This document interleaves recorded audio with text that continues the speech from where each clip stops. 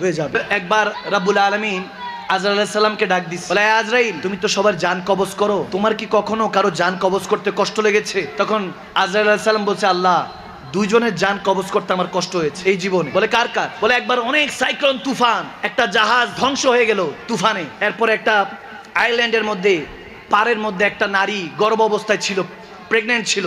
সে একটা ছোট্ট বাচ্চা প্রসব করলো।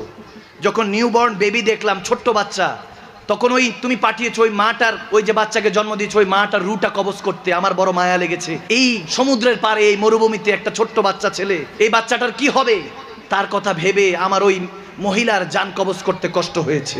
সুবহানাল্লাহ বলবেন না?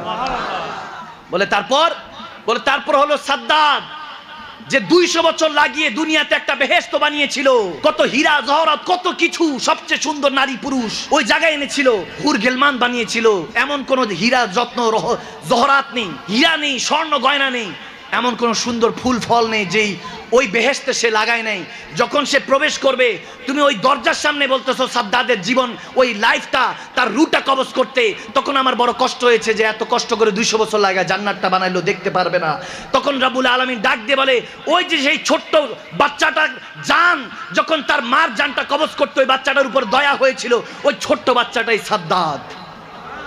সুবহানাল্লাহ কয় না? বলে তুই যার জন্য মায়া লেগেছিল ওই ছোট্ট বাচ্চাকে আমি অসহায় থেকে কোটি কোটি টাকা, বিলিয়ন ট্রিলিয়ন টাকার মালিক বানিয়েছি। সে দুনিয়াতে জান্নাত বানিয়ে আমি আল্লাহর সাথে শিরক করেছে, কুফরি করেছে, নিজেকে খোদা দাবি করেছে, শক্তি দিয়েছি আমার সাথে অহংকার করেছে, এই জন্য তাকে ধূলিসাৎ করেছি। ঠিক না? তো হিকমতের মালিক কে? আওয়াজ দেন কে? এই দুনিয়াতে আমাদেরকে পাঠিয়েছেন কে? এই দুনিয়াতে আমাদের মায়ের মাধ্যমে এই দুনিয়ার আলো দেখিয়েছেন কে? আমরা রব্বে জুল জালালি ওয়াল ইকরামের ডাকে আবার এই দুনিয়া ছেড়ে কবরে যাব, কার হুকুমে যাব? কার হুকুমে? এই কবর থেকে তারপরে হাসর উঠবো কার হুকুমে?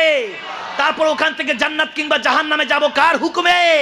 আমাকে আওয়াজ দিয়ে ডান হাত তুলে বলুন, এই জমিনে ক্ষমতা চলে কার? সে রব্বুল আলামিনের কথার উপর কারো কথা চলে